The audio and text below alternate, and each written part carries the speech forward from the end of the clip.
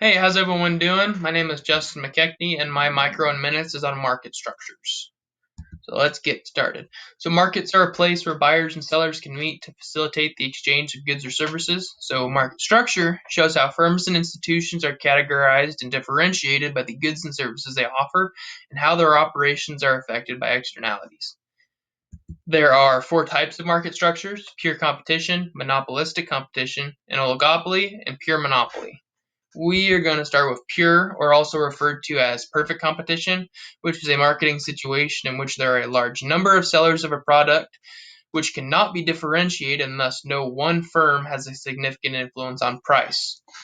Agricultural commodities are a good example of pure competition because commodities such as wheat, corn, milk, eggs, tomatoes, and apples cannot easily be differentiated by the consumer, whether they come from one farm or another.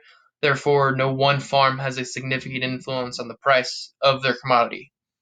Next, we have monopolistic competition, which is a type of competition where there are many producers competing against each other but selling products that are differentiated from one another and thus are not perfect substitutes. So a good example of this are the four coffees that we have on the screen, whether they come from Starbucks, Redhead Roasters, Tim Hortons, or McDonald's. There are four similar coffees, whether it be a slightly different roast or maybe the only difference is the cup they're sold in. Next, we have an oligopoly. So stay with me on this. I have a hard time pronouncing this. An oligopolistic situation, there we go, is a situation where there are only a few sellers of products that cannot be highly differentiated from each other to any great extent.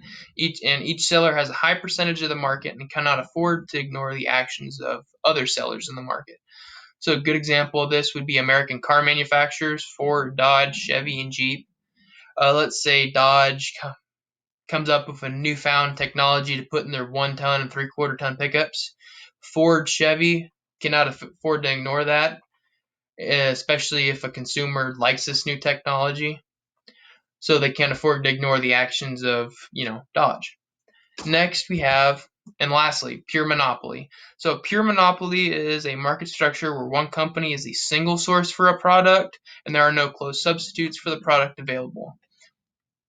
Pure monopolies are relatively rare, and the closest example that I could conjure up for this in the real world would be a dictatorial style of government, which controls the means of production. Such styles of government in the past do not let any monopoly grow larger than the government itself because that would threaten its power. So therefore, in that